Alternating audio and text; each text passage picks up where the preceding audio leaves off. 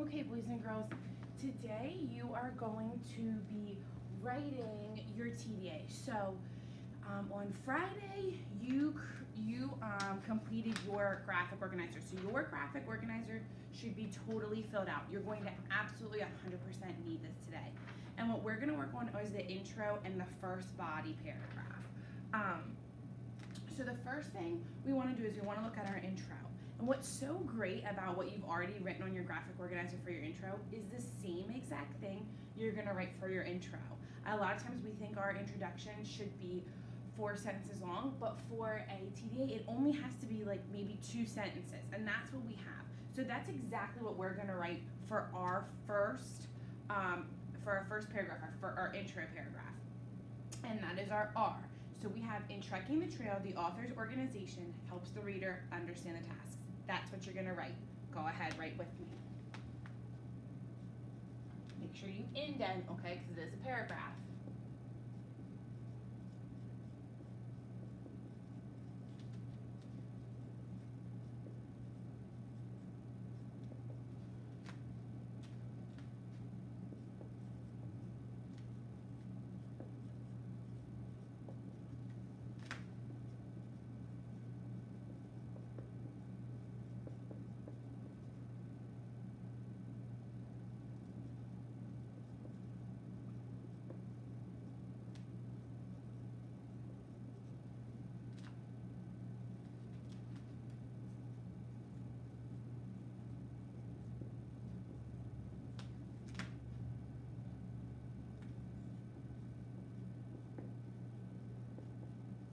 Again, you should have your first sentence indented.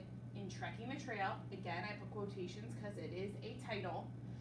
The author's organization helps the reader understand the tasks. My second sentence says the author used headings, numbers, and chronological order. So you write, the author used headings, numbers, and chronological order.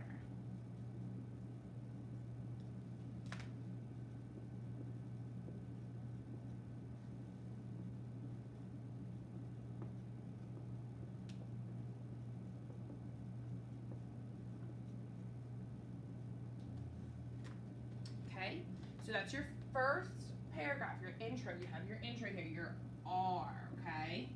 That's your R. Ooh, that wasn't a very good R. Your R. Now, you have your body paragraph, your first body paragraph for your first set of boxes, your first set here, okay? So, we need to create a transition word.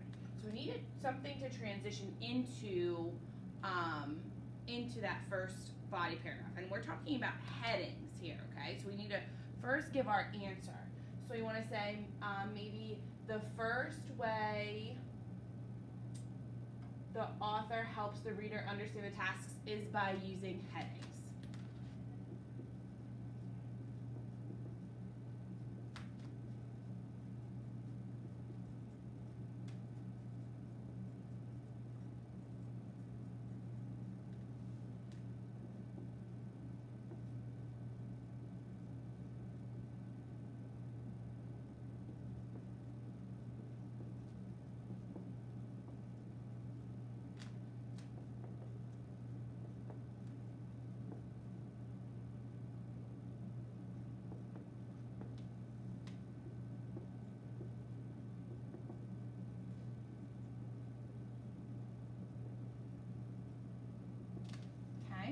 So again, right here, this little bit would be your A. That's your answer. That's your first box within that big box. Now we have our C, which is your citing. Where do you find this? We can say the headings are found on page 1 and 2 of the passage. So I'm going to say the headings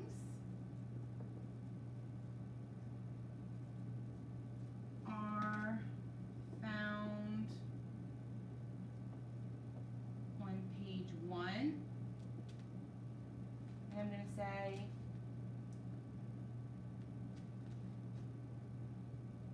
I'm going to put in parentheses hiking journal.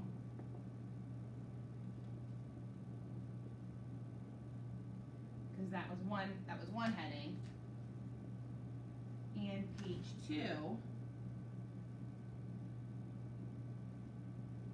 and then in parentheses, because I have my reading here, my passage, it's going to say hiking stick. So I'm going to write hiking stick. And put a period, okay? So the headings are found on page 1, hiking journal, and page 2, hiking stick. Again, there's my seat. I cited. I know I told where. I'm gonna put here where it was found, where I found my evidence. How do I know that that was in the passage? You have to be able to prove that you found it in the passage and you're not just making it up. The next part is our explain. Well, how do the headings really help the reader better understand the tasks? And that's what you have to kind of really dig down deep and think about. So I think I'm going to say something about like the use of headings helps the reader know what task is going to be taught or is going to be discussed in the passage. So I'm going to say the use of headings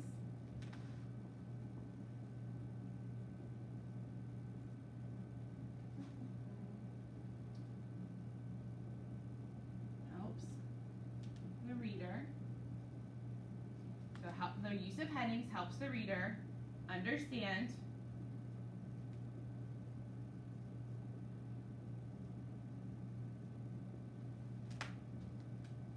what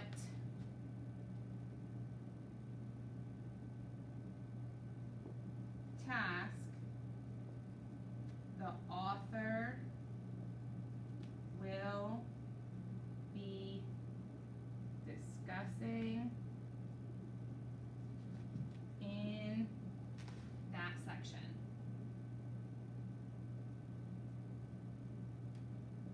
And because I want to kind of elaborate a little bit more, I'm going to say this makes reading the passage easier and will help the reader stay organized when they are completing the tasks. So I'm going to say this makes reading the passage easier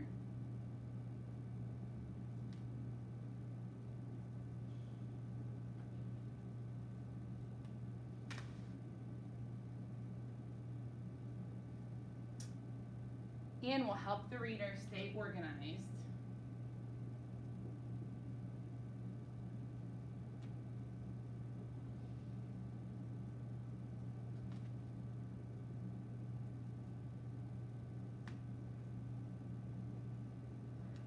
when completing the tasks.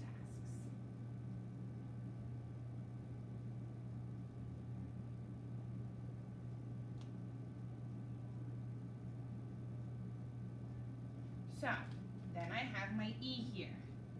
See how that works? R-A-C-E. And again, I'm probably going to reread this paragraph because you don't want to write the whole entire thing, go back and reread, and then realize you maybe missed something or you need to add something, because now then you might need to erase or you have to draw arrows, and we don't want to have that mess. So I like to reread each paragraph, so if I need to add a word or fix something, I can do that. I can do that easily. So the first way the author helps the reader understand the tasks is by using headings. The headings are found on page 1, Hiking Journal, and page 2, Hiking Stick. The use of headings helps the reader understand what task the author will be discussing in that section. This makes reading the passage easier and will help the reader stay organized when completing the tasks. I think that's a good explanation and understanding of why the headings helped the reader understand the task and how the organization helped. Again, your job now is to do your next 2 body paragraphs. Again, using numbers, giving where you found numbers at, where were they located in the text, and then explaining how numbers helped. Same down here, chronological order. Where was chronological order shown in the text? That's your site. How does that help the reader? Again, how does that organization help the reader understand the tasks? Then your conclusion, which again, like Mrs. Saul said on Friday, it's a lot like your intro, just reworded. You don't want to write the same exact thing for the conclusion, just something similar, okay? I think that is all. I would use something similar with your transition. So your next paragraph should start with a transition about how you're going to introduce the next answer, which is going to be numbers. You don't just want to say numbers and then start your citing. You want to do a nice transition. So maybe use something very similar to what we used up here. Okay? Good luck.